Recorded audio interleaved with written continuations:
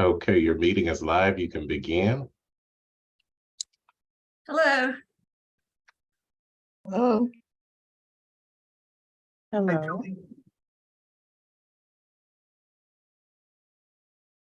Okay, Julie, I'm going to let you begin everything, and then I'll just pick up wherever you need me to. Okay. All right. So this is who we've got so far, huh? All right. You should have the minutes were sent to you by Mr. Akins. Have we done we need to do the approval of the minutes from last time. So would someone like to move to approve the minutes from the last meeting? So moved. And do we have a second?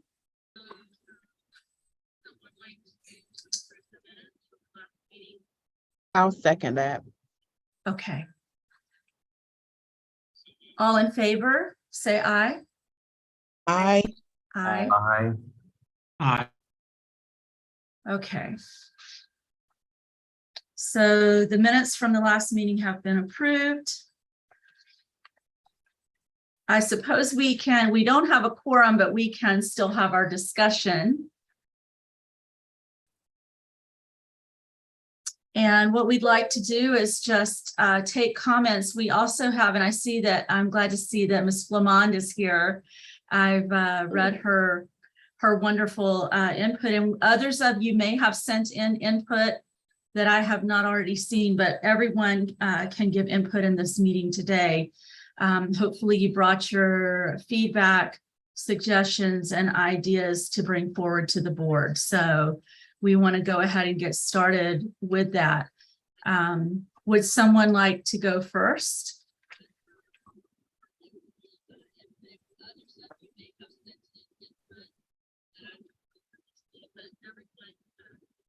I'm hearing a little feedback. Is anybody else hearing that? Okay.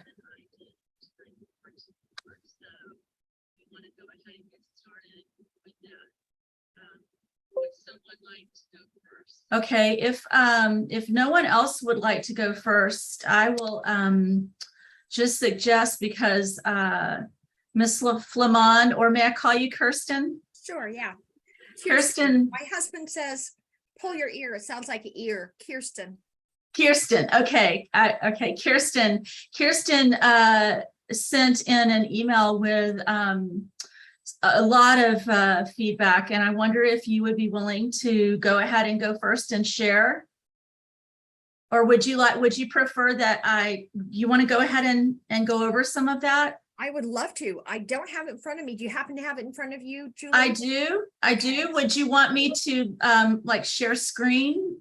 That'd be great. Okay. And I have some students popping up on my screen, so hopefully I'm not going to share that.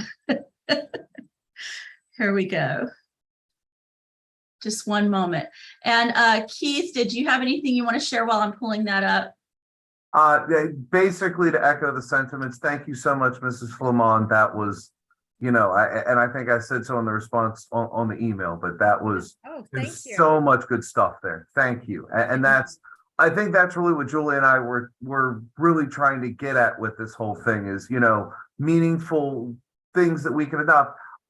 Even if we can't adopt them today, we can have a discussion on them and we can see where we're at, Absolutely. Something's got to happen, Jamar, can you allow me to share screen? Okay. While you're getting that started, let me just say, give me just a second. I'm kind of happy that you noticed that my stuff is just a brainstorm list, and it's and just so you all know, I'm just a retired Buholtz teacher. So most of my contacts are high school teachers. So that's kind of where my heart is. That's kind of where my friends are that see, issues. And those are the people I've been talking to. So obviously there's going to be other perspectives. As Keith and Julie both mentioned last week, none of us sees a big picture. We all only see our little corner of the world. So that's mostly my corner of the world. And but I have other friends who are also administrators and also elementary and middle school folks and neighbors, But I did want to write down what I felt like were the most emotional things that people told me. They're not the only things people told me. But okay. Well, that was something I really appreciated, though, is that you had done what, as Keith said, we were looking for. You went out and got information, feedback from other people, and it did cover teachers from other levels, middle and elementary. And I want to say I appreciate when you say emotion associated with it, because sometimes I hear that word used in a way that is disparaging, but I take that in a very different way. When I hear emotion, it's with usually because that's where the pain points are. That's where I listen more carefully when I hear emotion. And so this is where people are usually trying to get attention to something where it's very much needed. So I want to say I appreciate you using that word and saying you heard where the emotion was. So thank you. Right. And go right ahead. Can you all see it? Sure. Okay. Okay. I'll start with discipline. Because I was a teacher for so many years, I realized the budget is very tight. So I tried not to include big budget items in my suggestions. I tried to include things that were low budget or, money could be shifted somehow. And discipline, I think the main thing about discipline changes is it doesn't cost a fortune to have discipline changes. What it does is take buy-in from all the shareholders. And one of the people that I talked to said, well, you know what? Parents don't want to be pushed to have their kids have more discipline, and kids don't want to be pushed. So therefore nobody's going to do any pushing. And so that kind of hurt my heart, because I think everybody wants to have good discipline in their schools. That's motivational and the kids learn more. But anyway, so those are my ideas for discipline. And those are the things that people mentioned. They talked about, I actually went to the union. I was a union member during my career, and I got a copy of this year's contract. And the situation with the deans is that there is in the contract one dean for every, I don't remember the number. Let's say it's about 1,300 kids. It's 650. What is that? It's 1 per 650. But Okay. if a school comes in slightly under, like for 2 deans, you would need 1,300. But if a school has 1,250, they only get 1 dean, and 1 dean gets to cover 1,250 kids. Okay, that's why I came up with the 1,300, I think. Okay, so my suggestion was for next year's contract to make a push to lower that number. And that way, if the number got lowered, that could put an extra dean at some of the schools that need it. So that would be an idea for next year. Or And 2. then- Go ahead. I was gonna say, or even 2 extra deans. Yes, I mean, right now, I'll say at GHS, our SAC committee for years has basically used a big chunk of our money to supply Gainesville High School with a 3rd dean, because we always magically seem to come up just slightly short. And it's amazing how that happens. That, if whatever that number is, 1950, I guess, 3 times 650. Yes. 1902, 1878. Yeah. Very, and I think you're right. And, a good target number might be 400, because then we could look up and say, okay, so if there's 1,000 kids at the school, then that dean would be covering 500 apiece, because they wouldn't quite make the magic 1,200 threshold. And we get that. But for, whatever, 650 was good pre-pandemic. It's we have to look at things in the light post-pandemic. And I thank you so much for making that point. That, you know, that really is something we have to negotiate into the contract. And is that issue of now, and you probably know more teachers at Buchholz than I do, Ms. Flamond, but one of the subs who does a lot of the different high schools was telling me that almost everybody they see, almost every time they sub at Buchholz, almost every single teacher teaches all 6 periods. Have you found that to be the case? That varies from year to year, but it is very common. Okay.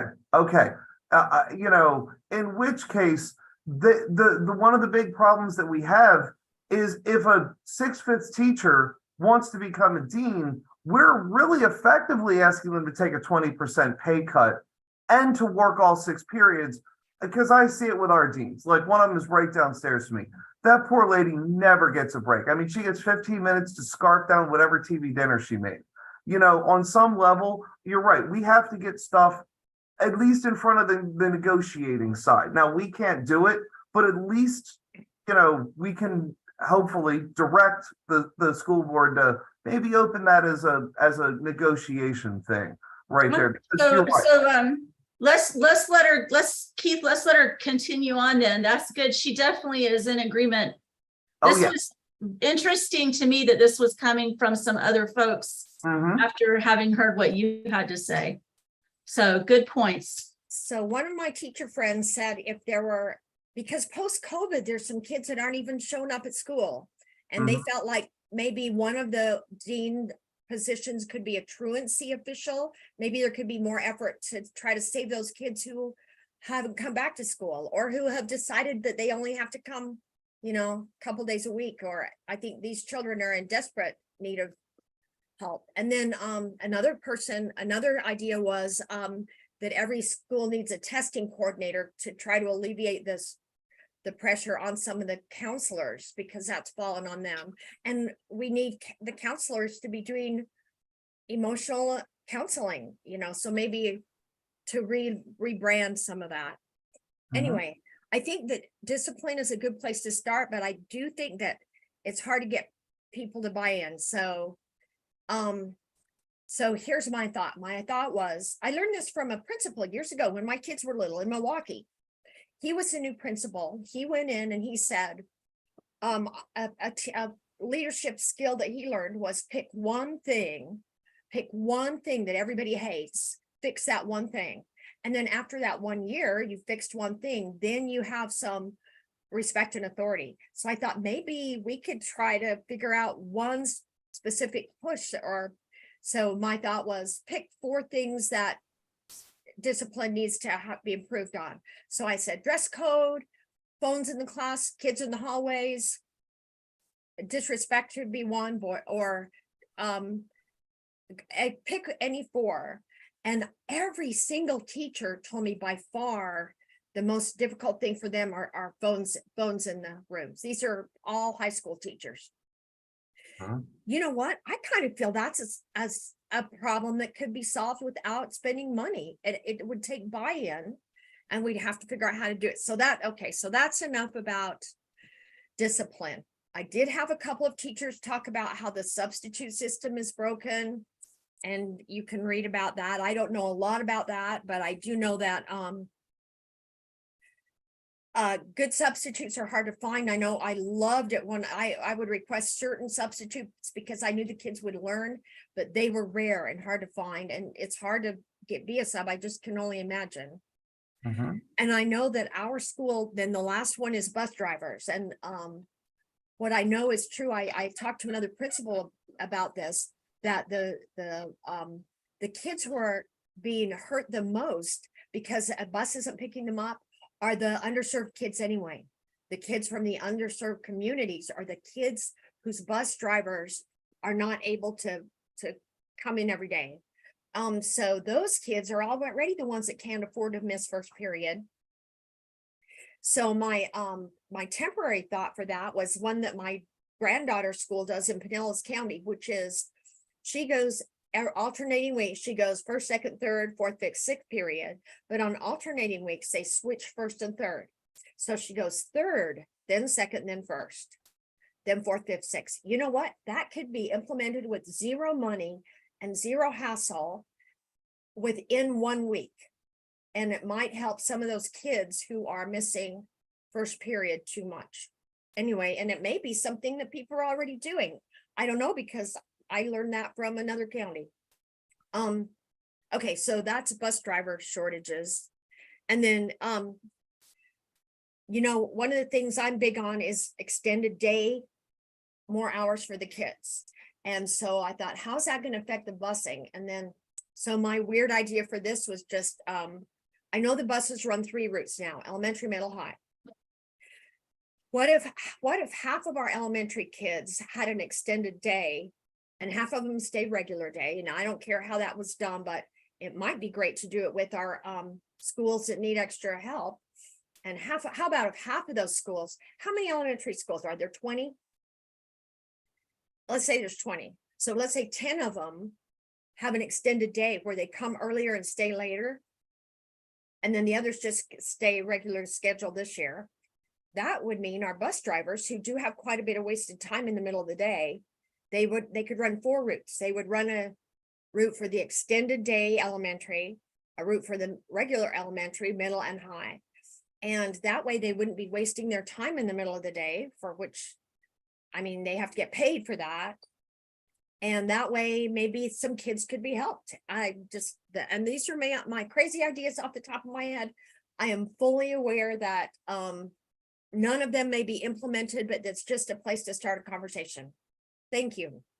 Thank you, Kirsten. And on piggybacking on what you just said, I've, you know, when we moved here 18 years ago to Alachua County, and my youngest daughter was in third grade.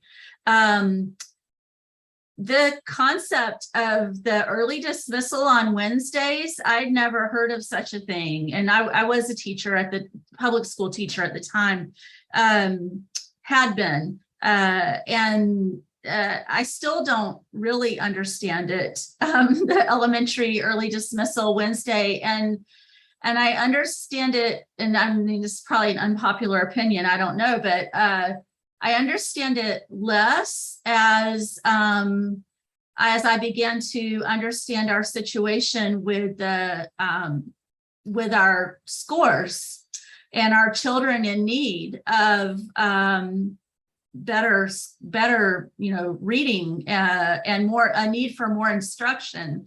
And when I have, you know, sat in meetings and heard about summer school efforts and lots of other efforts, and I've thought that then we release them early every Wednesday, and that just does not make sense to me.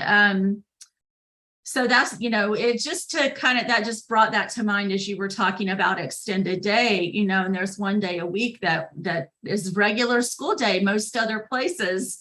And I still, you know, that's something that I could get behind, is just having a full school week for our students, just as a baseline. Yeah, so that's just something I'd like to say. But something that also struck me about when I first read your email is that the 3 major points you brought up are so interconnected. Discipline, substitute system broken, and bus driver shortage, or they can be interconnected. If you look at, if a student, for example, comes in late because they had to be brought in late to school because they couldn't get on the bus, or the bus didn't come, or whatever, any change to the normal stability that they would normally have had. And maybe then they come in and there's a substitute teacher in the room and not the normal teacher, and the substitute is lacking. That's what better recipe could we have for discipline problem if this a particular of any student, but if it's a vulnerable student who's you know, if there's going to be a problem with a student, that's a great recipe to have that problem pop up. So I just saw concentric circles when I saw these 3 headings together. So they're all intertwined. And when you mentioned picking 3 things as well, we could pick 3 things under any, these 3 things, or we could pick 3 things under one heading. But I just love how you set this up. So thank you. Thank you.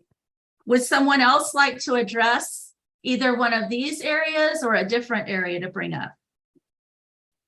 I would like to just say, my daughter attends a middle school. She attends Mabane Middle School. And actually I had 3 of my top things on my list, which one of them was discipline problems, because we've actually discussed that at one of our SAC meetings. And the principal at that school actually made some adjustments to where, where the dean was even located, interacting with the school, engagements and things like that. That was like a big discussion at one of our meetings. So I think discipline problems is a major thing that we should address. And I also had on here about the teacher vacancy / school buses, because my daughter, her being in middle school, 8th grade, but this is actually her 3rd year attending in Alachua County School. She always attended Bradford County. And I take her to school, and I also make sure she's picked up, because there are a lot of bus issues. I think when I do get the opportunity to pick her up, I'm always hearing about the late buses, or I think some of the bus drivers just help each other out and take kids where they need to go to fill that void of the bus drivers that they don't have. So I think those are some major things to look at. Because me as a parent, I'm like, oh, I got to make sure I take her to school and pick her up, because I don't want her to be late. I don't want her to miss that first period class and, things such as that. So I think that is very important. Absolutely, Ms. Douglas. Thank you. That is, and I'll say, as when I look, and I could probably pull up on my email over the last month or so, probably 18 late bus emails from first period. And let me piggyback on what Ms. Flamond was saying, that ultimately they're always missing part of first period. Sometimes they're missing 30, 40 minutes, and it's through no fault of their own. I love that idea of intermediately like flip-flopping 3rd and 1st period. And, that way it doesn't always fall on that kid's first period class. Because that really is an extremely important thing. And I also see that interconnected point, that it seems like I've talked to bus drivers who have left because they feel like they're being mistreated. And why am I being mistreated when I have a specialty driver's license and I'm being treated like absolute mess by these kids on the bus? So, I think that relates to why we have a lesser amount of subs too. They come in, the kids, they won't mind. They won't get their nose out of their cell phones. They're hostile if you try to make them. I think you're right on all 3 of them. And, that's one of the things that we've got to try to figure out. If we can fix these 3 things, we're not going to fix all the problems, but we're certainly going to make life better for everybody involved. Do you have anything else, Ms. Douglas? And I was just going to say, I know she touched on about the substitutes, but I don't know. I had it on my list again, teacher vacancies, about retaining the teachers that we do have. My daughter has had some very great teachers from 6th to even now 8th grade. And I want to say a few weeks back, she's like, oh, my such and such teacher left, and she was a great teacher. And I think some of those teachers are leaving and going to other counties, or whatnot, for whatever reasons. And some of them are great teachers. So looking at, incentives to retain some of those good teachers, because there is, I guess, the issue with even getting substitutes sometimes at the schools. So I think that is very important in trying to retain those teachers. Just to piggyback on the retention issue, that is obviously a problem, not just in this county, but statewide. You mentioned teachers going to other counties, some of them in the profession altogether. Yeah, some of them as well. For every 5 new teachers we bring in, 2 are out in 5 years, and it has a lot to do with not only the low pay, but a lot of the other issues that you're outlining here, the constant disrespect, the lack of partnership with parents and sometimes administrators. It's just, there's so many, and it puts more strain on those who stick with the profession, because now they're being asked to do more and pick up the slack. And then also with the issue with substitutes, we have to do better, not even just as a county, but as the whole state, We have to do better in trying to recruit and retain teachers. Mhm. If is a assistant principal in a different county, they're having such a hard time getting people that they're looking to even outsource from overseas, bring people in from a foreign country to teach in their county because of the fact that nobody wants these jobs. That's a major problem. Yeah, Oh, that's yeah. true. Mhm. That is an issue.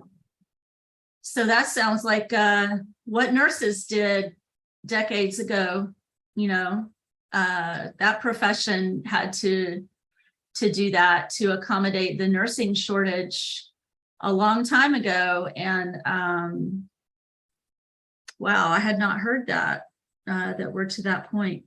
Well, the lunacy is that Volusia County, I read in the paper yesterday, Volusia County is going to spend $2 million on a program to bring in teachers from overseas. But meanwhile, parents are raising concerns at the school board meeting, wondering why don't they just put that money towards getting and retaining teachers right here in Volusia County?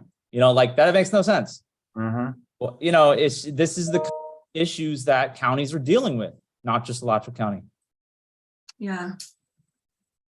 Yes, sir. That is absolutely true. I mean, and in Alachua County, what I've seen at GHS, and again, it's anecdotal. It's not, I can't speak for every school in the district. We've lost a bevy of teachers over the last 3 or 4 years. Many of them are getting jobs at the University of Florida. So it's not like they're giving up their retirement thing.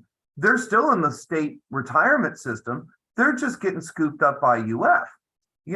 I hear that about bus drivers, that we're losing bus drivers to the Gainesville RTS because the Gainesville RTS pays them better and they don't have to deal with kids throwing stuff out the windows or any of the other crazy stories I've heard from the bus drivers. I mean, and that really does bring up a good point. And it is statewide, but on a district level, how do we deal with that? And one of the things I've heard a lot of people say is they talk about the fact that our district is top heavy, that we've got a lot of folks in the county office who maybe we should consider some of them coming back to the schools. Maybe that would help. I mean, I don't know. I don't get the numbers or anything, but I've had a couple of different teachers and even administrators look at me and say, that we need people and we got to get them from wherever we can find them and hopefully not overseas. Julie? I'm just wondering, so it seems like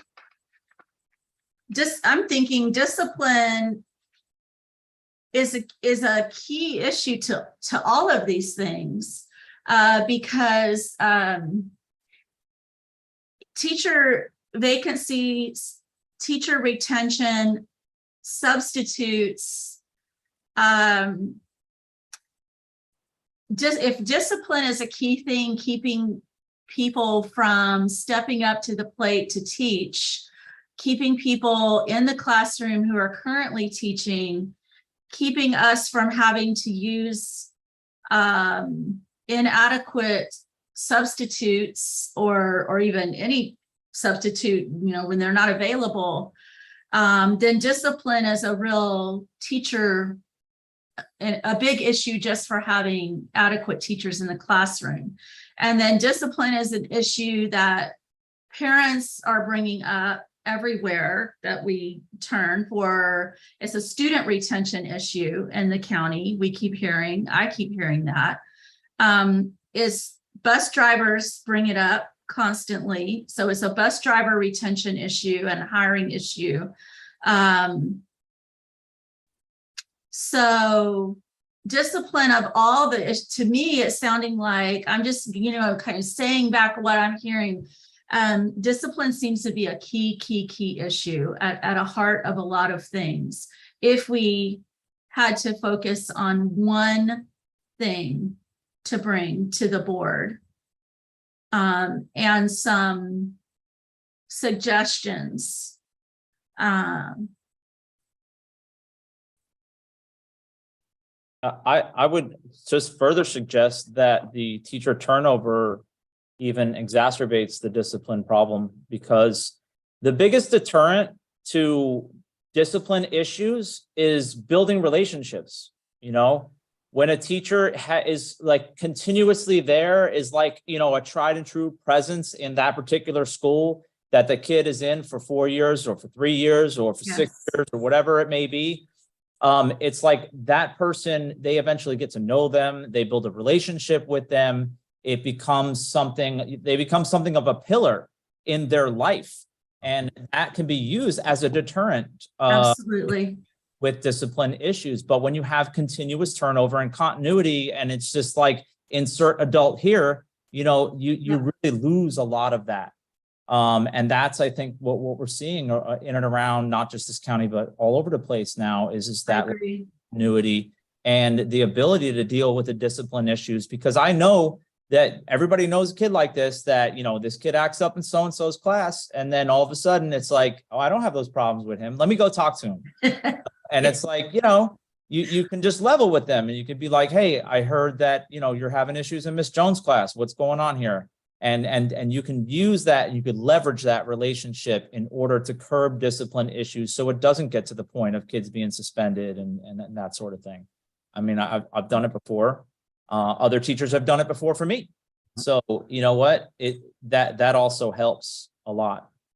That's an excellent point. I totally agree with you. And I personally think a lot of what we're seeing is the hunger for relationship and acting out, which was there before, but was only exacerbated during a lot of alone time and loneliness during COVID. And I mean, I see it in a college level student. So that was very well said. Yes, sir, it is at 100%.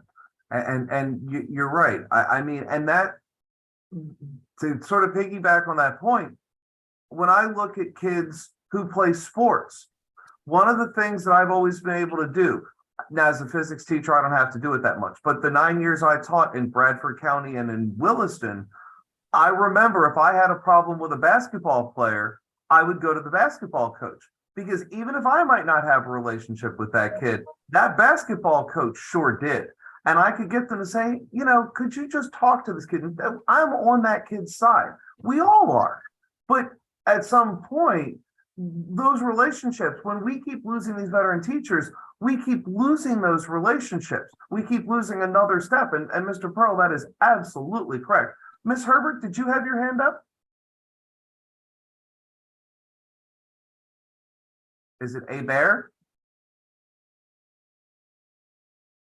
You're muted. You're muted. I apologize. I had somebody just walked in my office. Oh, okay. Anyone else on any of those topics? Hey, just offer a few comments. This is Shane Andrew. Hey, Mrs. Flamond, tell Mr. Flamond I said hello. He's awesome. He taught me back a couple years ago. So, as far as the deans and allocation manuals, we're working on allocation manuals, which will be brought to the board. We'll bring those to the school board. And certainly part of those discussions have been, you know, how schools, Eastside pays for a dean, GHS does, Buholtz does. Fortunately, those schools have dollars to pay for deans. We also talked about our middle schools that are at those cut points, like Kanapaha and Westwood and Bishop and Fort Clark and what have you. So that discussion has been had, you know, about the allocation, the numbers, and where those cut points are and what that support looks like. And so that's definitely been discussed. Also to a point that and I think the allocation manual, it could be coming to the school board for their recommendations. It might be March 7th, but guidance clerical is also in there. And I know they have like a testing coordinator person that we added a while back, just so you know, to support that work. That doesn't mean that doesn't take some other people's expertise. I guess it kind of depends on the strength of the testing coordinator, but that position was added. But it's a monumental job, certainly when you're doing PM1, PM2, PM3 now, all this assessment. But one thing that we're looking at in the allocation manual we'll be bringing forward is the allocation of additional guidance clerical lift a lot of the clerical work. Oftentimes at our schools, you get allocated a 0.25 or a 0.4 guidance clerical. Well, that's not a full position, right? That's not so what we're suggesting is, in an effort to help support our counselors too, with a lot of the clerical side of things, and just a lot of stuff that they don't need to be doing to free up some of their time, is looking at expanding our support of guidance clerical in those offices and areas. As far as the substitute services with Kelly Services, we see that right now that's not working. Our fill rate's not where it's supposed to be data wise. And there's discussions looking at it both ways. I think we're going to go ahead and put an RFP out for another request for proposal for that, because we're not hitting the numbers we need. Also, though, in that discussion is, sometimes we hear the challenges with onboarding. So if we do a new RFP, it's the onboarding, the training. How do we expedite that?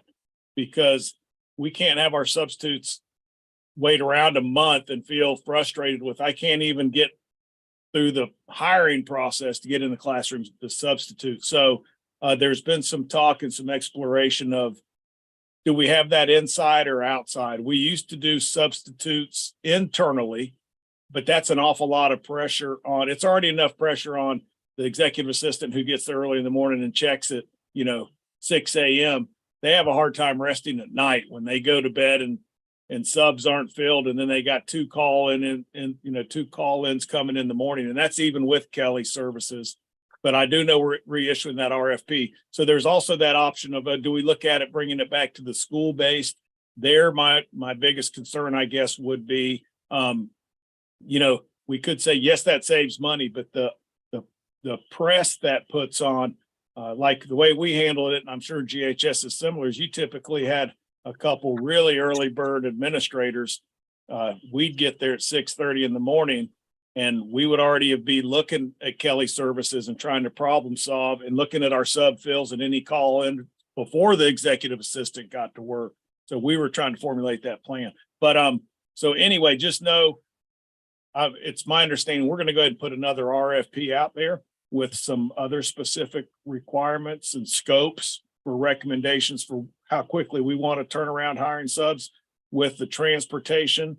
Everybody has definitely heard there. And we've been in the process of working with our transportation director and his employees on taking out routes where we're not picking up kids. So like taking out the stops.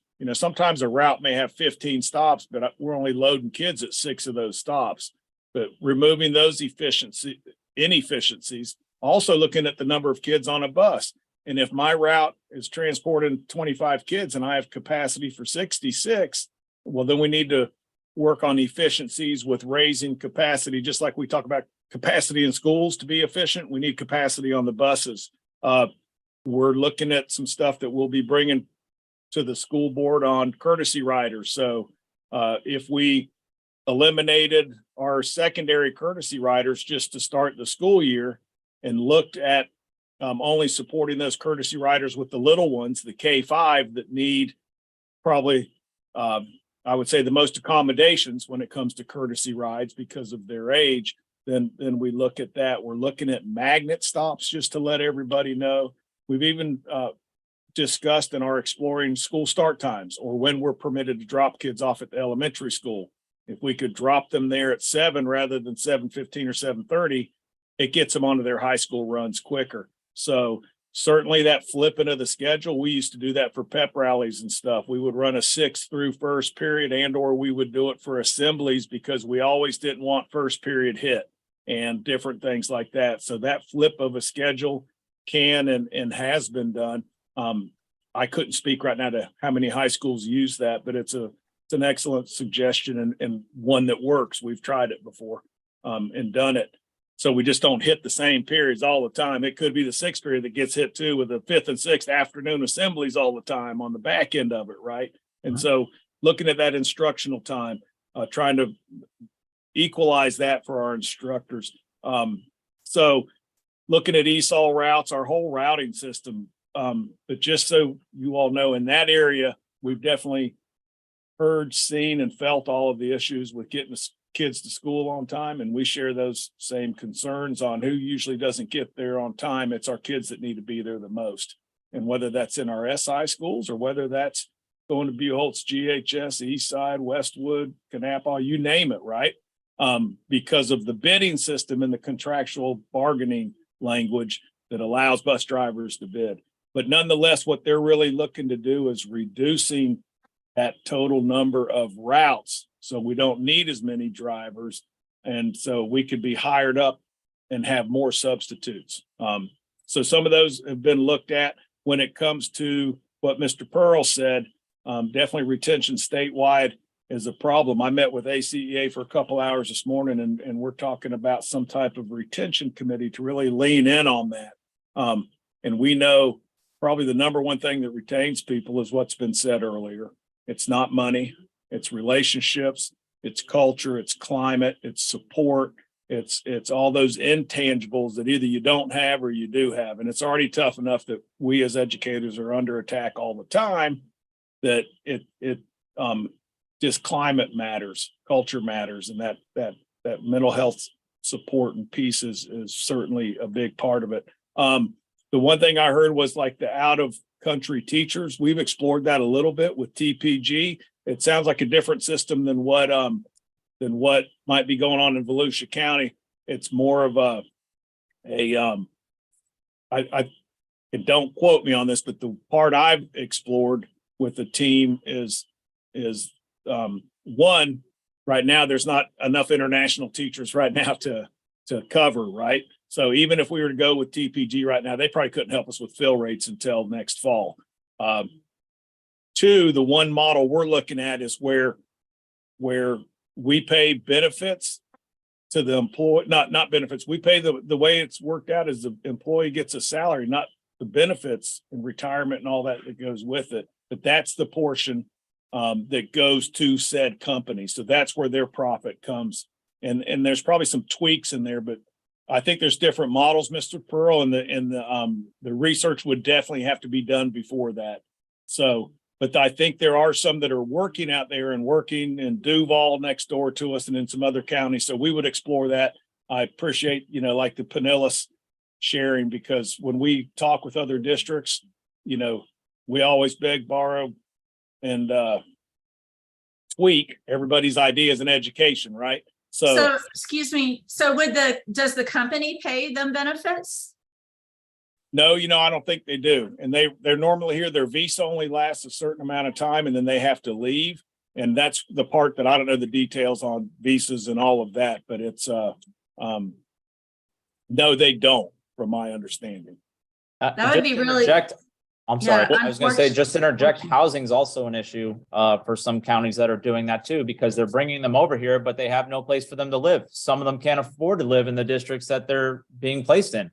You're absolutely right. And some of that, a lot of them, what they told me is they live, several of them will live in the same house. Let's say they rent a 3 or 4 bedroom. So they live in the same house. They try to get them on transportation lines with buses and all that.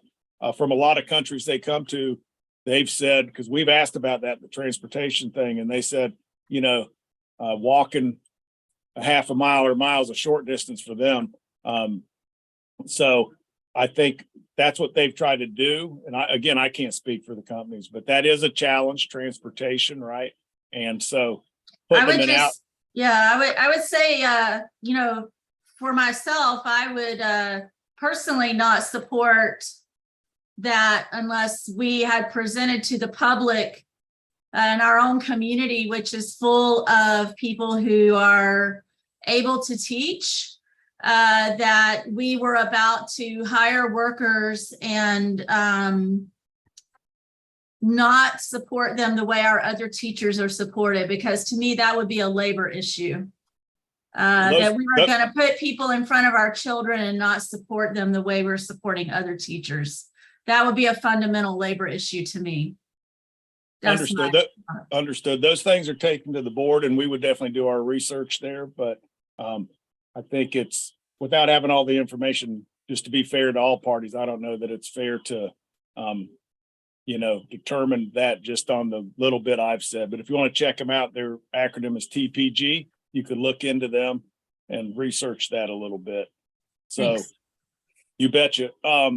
So that, I don't want to take any more time. I just wanted to share that some of those things, there's some work on some of those specific things right now. And definitely, like Mrs. Flamond said, I think when you look at figuring out how to resolve challenges, you start with one of your biggest challenges and work out from there. And we know cell phones are not just a problem instructionally in the classroom, but they tend to cause a lot of altercations that we see on our buses and on our campuses. So enough said there, but we know the impacts of social media, and all of the fights are arranged, period. And all the secondary administrators know that there's a time, a place, a date, location that's pushed out to 300 kids in the school. And that's why we have such a challenge when some of those things do happen at lunchtime or during class changes and things like that. Ms. Flamond, Kirsten. Yeah. In your notes, I noticed one person in one of the comments had said to you something about fearing legal repercussions, teachers not wanting to enforce or being afraid. It was teachers or deans, I forget which, not wanting to enforce policies or rules because of being afraid of legal repercussions. I don't know if that was at a specific school or if it was more than one person. Can you elaborate anything on that, on what was said? Yes. Yeah, I was going to ask the same question. Yes. That's the common challenge that we know of, percentage of Black kids versus non-Black kids being punished by the dean's office. And deans are under some pressures to make sure that they are fair, but they're also under some pressure to make the numbers look right. And so I think that just to say that out loud is fair to, if there were a rule that said you must punish as many girls as you punish boys, which there's not a rule, that would be a challenge for deans, right? They would have to play a numbers game instead of looking at each individual case. And so I think that deans feel that, and then teachers then feel like they're not, like if they need to have some discipline issues taken care of, they have to be careful on who they send to the dean and who they're, of whether or not the deans feel like they can do anything. And those numbers, as you know, are published and on a school-wide basis. So it's a real big challenge. And I do appreciate, I think one of our school board members is working on some alternative school issues to try to help with that. But I think just to lie about it or to pretend like it's not an important issue is not fair. So I yeah. appreciate you answering the question honestly. I think that's important for Mr. Andrew to hear, that that's what was shared, because, you know, if that's how people feel and they're not enforcing appropriately because they feel that way, then that's a problem. And I saw Ms. McGraw's presentation, board member McGraw's presentation, I don't know if that's what you're referring to in the workshop. Yeah. From the 8th. And since you mentioned it, I really appreciated her presentation. I thought that it was very thorough and for the amount of time that she had. And I thought it was exciting to see some research done and a lot of time and to start to see some alternatives and some ideas coming forth. I don't know. I see Miss Abbott is here, board member Abbott, and her presentation as well. I was excited about both of them. I am excited to see ideas and innovation coming out of the board. And I was fully behind both of those presentations. It was wonderful to see both. I would support both of them. But yes, just it's something, those were big idea. You know, we're talking about cell phones and we're talking about changing schedules, and it's everything, the micro and the macro that needs to be happening. And to me, but yeah, if people are afraid of of numbers and data, and that there will be repercussions. You know, we heard this in the last superintendent's administration, and I often felt then, and I feel now, that sometimes people put that on themselves. I felt then, and I feel now, that we have reasonable superintendents that try to do their best. And I've seen it in every workplace I've worked, that people will often be concerned about speaking up. And there's also a lot that goes through rumor mills. And it's always best, I think, to go to the top. So Mr. Andrew, I know you take a lot of notes every meeting I'm ever in with you. But being aware, you know, if people think the data is going to get them in trouble, then I don't think that's true of you. I hope not. And I hope that you'll address that in some form, because I don't believe that's true. I believe you want honest, I believe you want the data, and I believe you want people enforcing policies as well. So you're right. And absolutely. And we'll clearly communicate that to our administrators at our next meeting. Our next meeting's in March with all administrators of all levels. So we'll clearly communicate that to them. And it's always, it's in schools, it's everywhere. You know, when the parent calls and say, I'm calling anonymously because I don't want retaliation or repercussions with their student. Well, most time, the educators I know weren't going to have repercussions for children.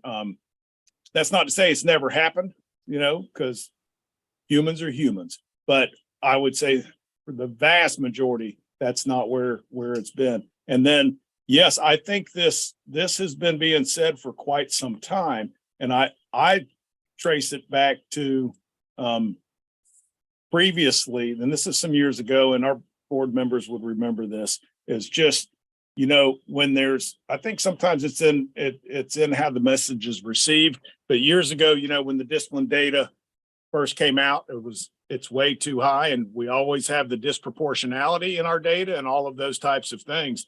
And I think somewhere lost there in the communication is being sensitive to disproportionality, which could be caused by I was a dean for 5 years, and you work hard on this, not treating everybody the same way when it comes to the same infraction.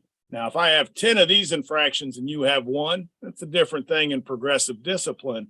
But if I get a pass on dress code and you don't, well, that's an issue, and it's our first infraction. So I think there's that leveling. But I do know, you know, we were sent for a while back when I was an administrator, and this was some years ago, but we were sent like weekly reports.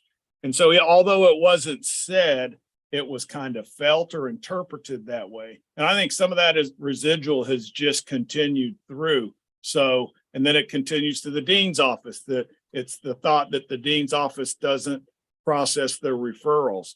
I do know there's some things that probably a dean would say, that's definitely a referral. If a child got in trouble, let's say I was the dean and a kid got in trouble for shooting the paper ball at the basket, I might make the judgment there that, you know, if this wasn't his 50th time of always being defiant, then I've got a different judgment. That may not be something, that may be something where I and the teacher can talk and we get the parent involved and do some things like that. But overall, we're going to just make sure we send the message that when it comes to, same with transportation. I think this is true for all of us, that we want to send the message. There's times when students shouldn't be on our buses, and there's times when students shouldn't be in our schools. And we're going to make sure everybody understands that, and that the consistency factor is communicated to our teams. So I think that's what it comes down to. So we're going to make sure we communicate clearly, and we've heard some of that at board meetings and some different things said. So we want to make sure the communication is clear, because that's not where we're at. And we do want the true data. And when we see data on specific kids, then we want to be able to look at that and see how we can help them with whatever challenges they're having and support them. So Thank you, Mr. Andrew. That is really important. And Kirsten, that it really is an important thing. And you know, you actually brought something to mind that, and I forget what year it was, but there was a year, maybe 2017, that we not poached, but Dr. Scott, who was an administrator at Buchholz, came to GHS. And we were sitting in a pre-planning meeting, and he was actually going through the number of referrals that each school had written for each category. And he goes through dress code, and you know, there's East Side at 1,000, there's GHS at 1,000. And then he gets to Buchholz and he looks up and he goes, 9. And the room looked up and went, 9? He's like, yeah, you basically have to, you know, I don't know what you have to do. You know, he was just flummoxed about that. But he was like, yeah, basically, we just don't write.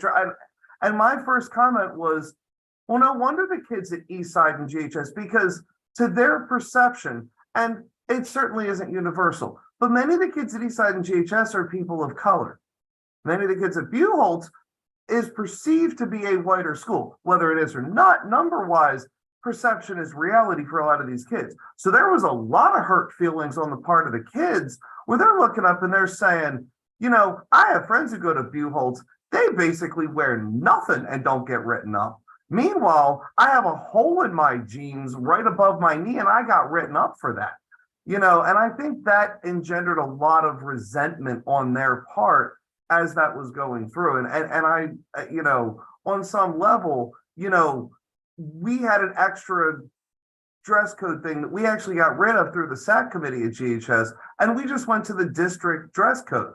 And, you know, some teachers said, well, you got rid of the dress code. No, we got rid of extra stuff in the dress code that didn't need to be there. The district dress code is the district dress code. And if they're in violation of it, you need to write them up. And we tried as the SAC committee to get the faculty to understand we're not taking away dress code, but a hole in your jeans above your knee.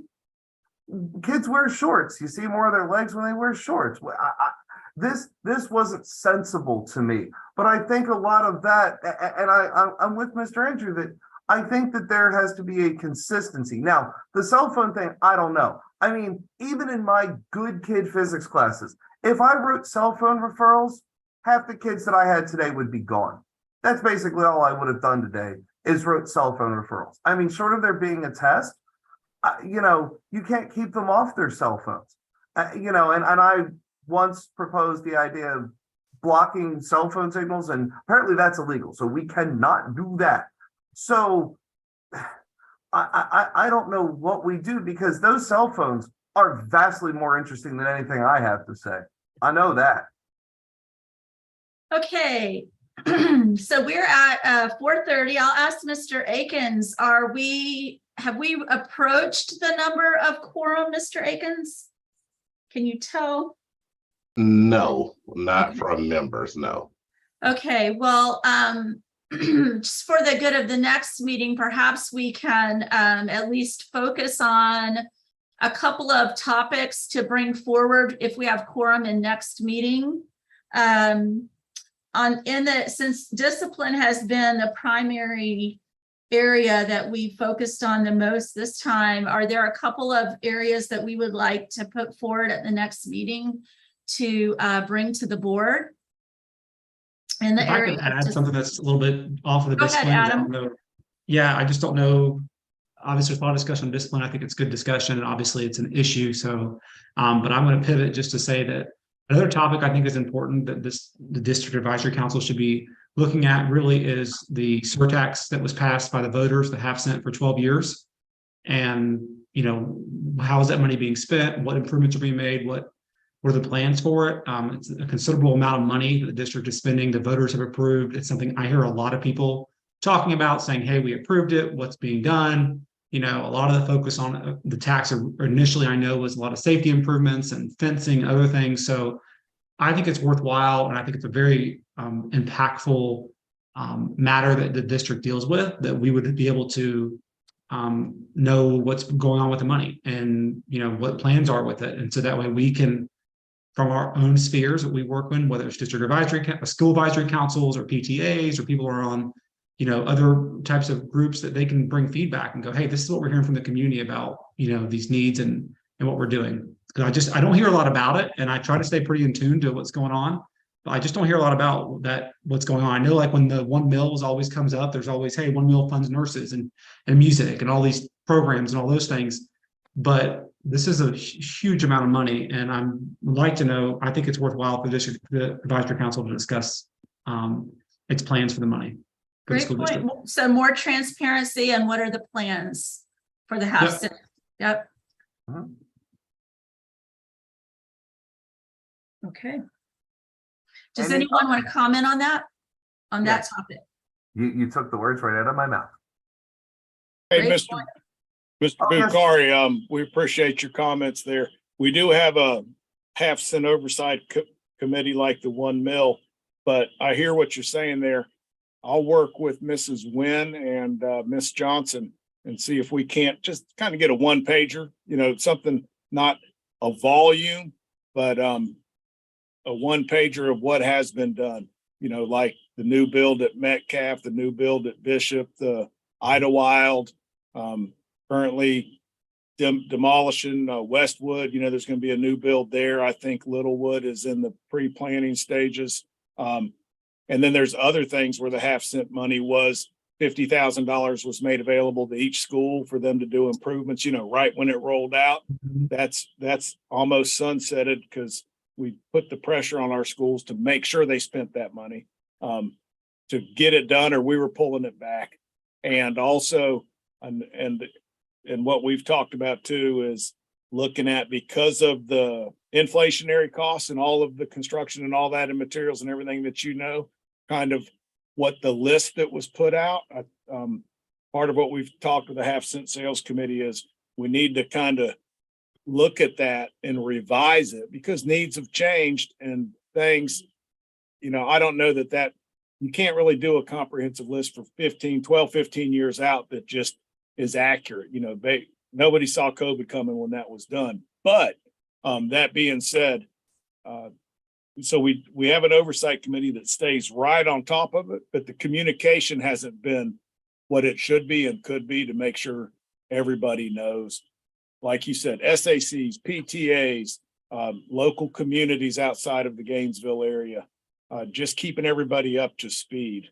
Perhaps a presentation would be good too. Not just a 1-pager, like we get a presentation when we're being asked to vote for various things, but I haven't seen a presentation in a while.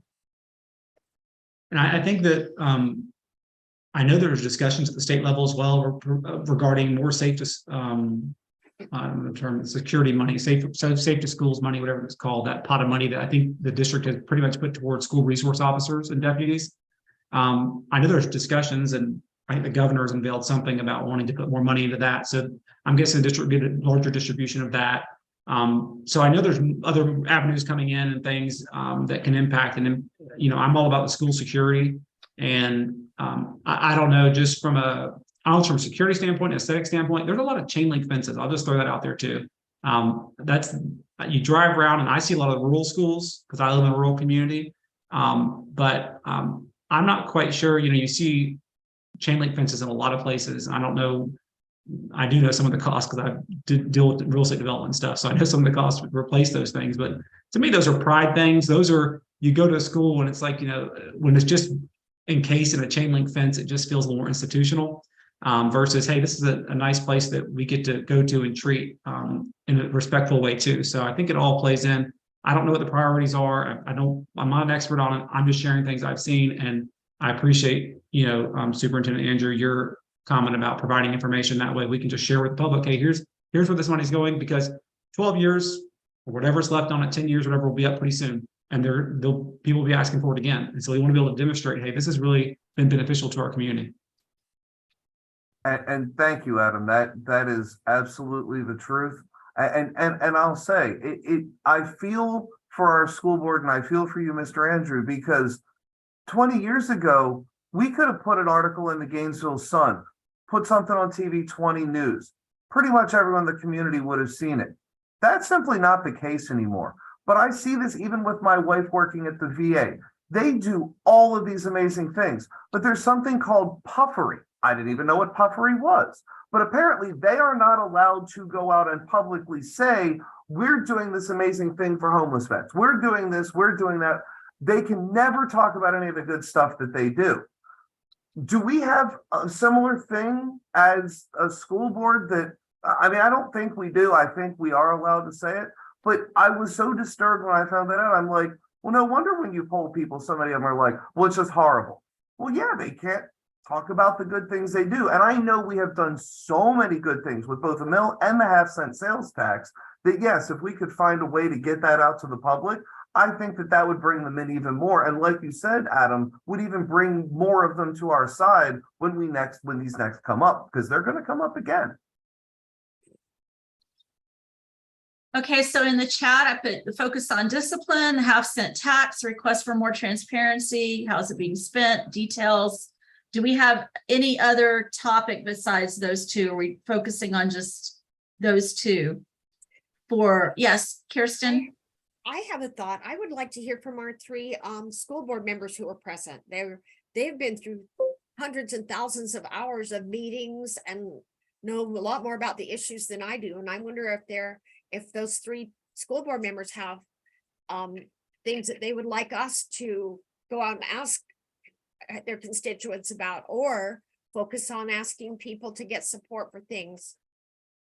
So Mrs. Flamond, I don't think this has been a publicly noticed meeting. Right. Has it, Mr. Akins? That's what I was going to say, Superintendent. I don't think we had this meeting noticed. Therefore, we cannot comment at this time. But if Mr. Aiken or the superintendent will notice the next one, then we are able to speak. And I also have to check DAC's bylaws, because I'm not sure if multiple board members can speak. I'm sure they can, but I just have to double check that as well, because I know that has been an issue in the past. So they have their representatives usually to speak for them, but I'm gonna double check that just to make sure that they can, even if it's noticed, that they can still individually speak about certain things. Mr. Akins, one of the things that we have done publicly, I've not done it with this new board, but if 3 or 4 of us are at one meeting, we have to decide who's going to be the spokesperson, but still you check your folk as far as the policy. Yes, ma'am. But I would prefer not to today. I'm ready to share at any time with individuals at any time, but in a setting like this, I don't think we are able to do that. And yes, ma'am, we would genuinely love to hear it, because you guys have the overview. Many of us are just sitting here in our cave or office or whatever. It's tough for us to see the whole picture. You guys have a much more comprehensive view of the whole picture, and we would greatly value that. Even if it was just one of you as a spokesperson for the rest of the group, so in the next meeting, if we could do that, that would be wonderful. Miss, is it Haybear? I lived in Louisiana a while, so It's Hebert. Hebert, okay. Yeah. I know French versus the German pronunciation. Would you like to say anything? I want to make sure you're included. No, I just see a lot of what I've been hearing everyone talk about. Just the behavior issues are a pretty significant issue around school, and having been outside during transitions and having to pick and choose battles, which is a very difficult thing to do because rules are rules. And I believe that we should be able to enforce all the rules, but our 2 deans can only do so much inside of one day. And so when I see, they're out there with their phones being very blatant, or you can kind of see that gathering that you need to interrupt, and you start seeing all the cell phones pop out. It's an issue. It's an issue. And it's also the dress code, the crop tops and things like that. It's very difficult. It's not what I'm used to seeing. Obviously, things changed a lot over the past 3 years, but I do feel like we need to get a handle on it. I feel like it's kind of taken over the school culture in a negative way. So, but I think everybody's already voiced most of this, so. So something that could come out of this on discipline on the micro topic of cell phones is perhaps, I mean, I'm just considering and wondering what other large districts do, and maybe this has been done, but by our staff, but I'm wondering if staff has looked at policies across other large districts since COVID, not old policies, but you know, I think everything needs to be looked at again since COVID, new policies since COVID related to cell phones. I think there used to be a lot more, I'm speaking of like where I work as well, of field trips to other places to see best practices, and getting the best research also. A lot, sometimes I don't hear research cited. You know, I will hear staff mention maybe a conference, you know, research cited from a conference or research cited, but not like a research, very, you know, meta research studies. And just like when I saw what Ms. McGraw presented, I felt it was research backed, not just locally, but that if I went to the University of Florida School of Education library, that it would back up what she was saying. And Ms. Abbott's presentation could be backed up by research in the College of Education. Like, I really appreciate things like that can be backed up, not just in practical research, but in theory. So I just think if we found what's best practice in cell phone for district wide, and then we compare that. So that's something we could suggest, you know, we could vote on yay or nay, perhaps, in having a district policy in cell phone use.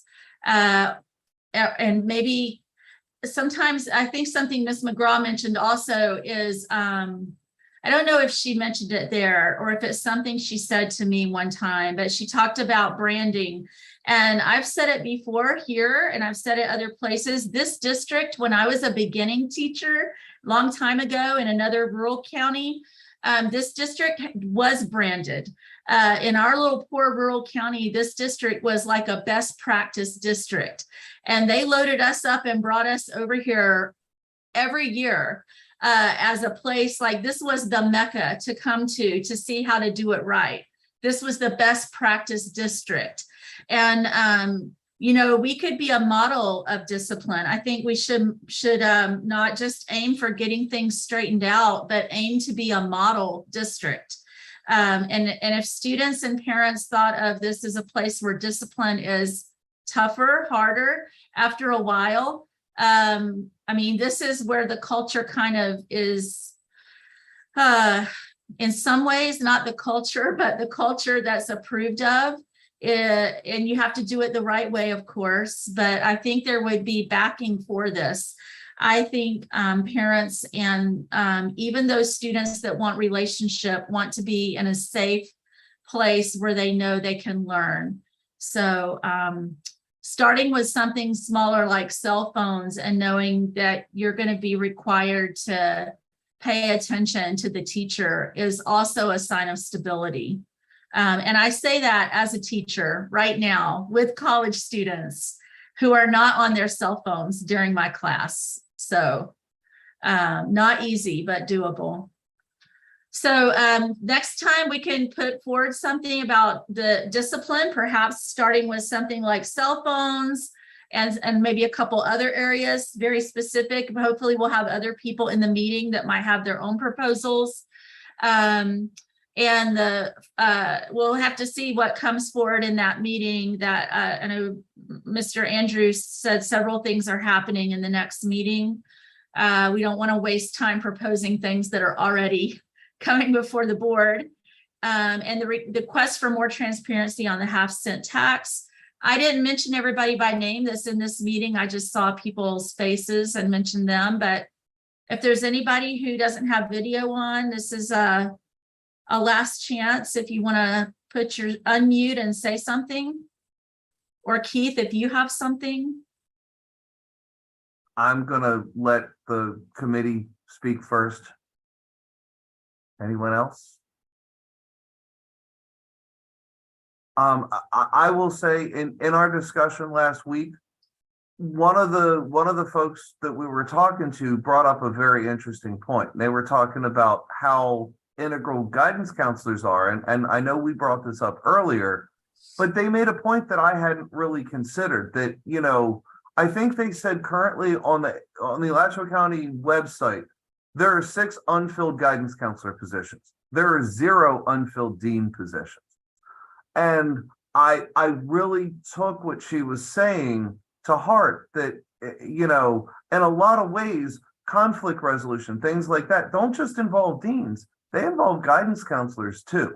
And I love Ms. Flamon, the testing coordinator, and I know we've got a whole assistant principal that is basically a testing coordinator, but they're overwhelmed. Like Mr. Andrew was saying, it's overwhelming. We're testing them every quarter. You know, they're drowning in that.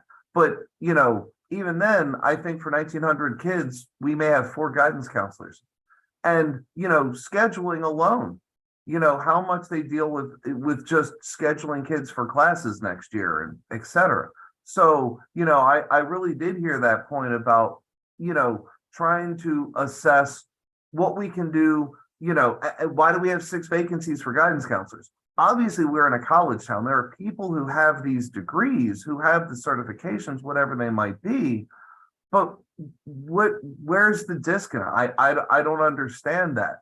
You know, I mean, you know, why is it so much easier to hire a dean than it is to hire a guidance counselor? I'm assuming you need different degrees to be a guidance counselor, I would assume. But, you know, these are the things that, you know, if we could address that in the next meeting, I think that would be great as well. Mr. Andrew, Keith, something Keith just said reminded me, when you mentioned in your comments about forming a committee for something. I forgot what it was for, but I wondered at the time when you were speaking, if the business and community members would be part of that committee. It was for, The sales tax thing? no. That's more of ACEA's doing that. That's more coming from the union side of it. I'm So- very interested in any ways to get the business and community involved in all these issues, business and community partnering more. And if there's anything that this group or I personally can do that would help with that, because these are, as I know you've said as well, these are community, this is not just on the back of the district. And in what Keith is saying as well, too, these vacancies, substitute problems, bus driver problems.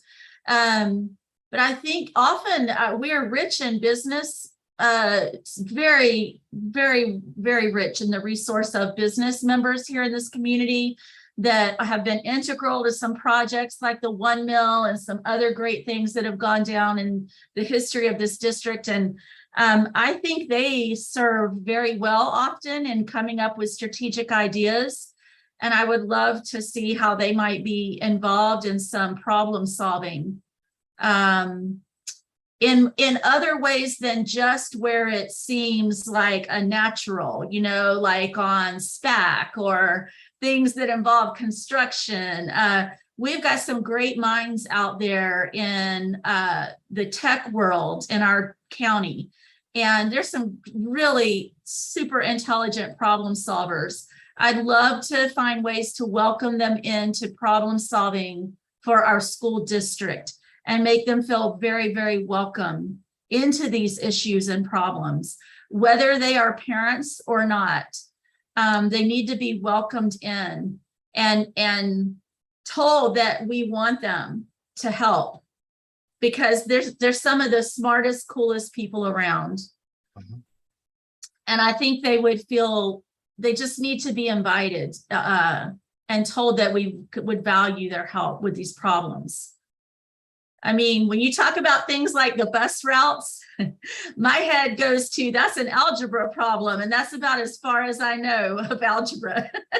But I'm sure you have programs to solve these kind of routes and things for you. But these are people, that do that for their living all day long. And they might come up with some creative solutions that would be super helpful. So I just wanted to suggest that.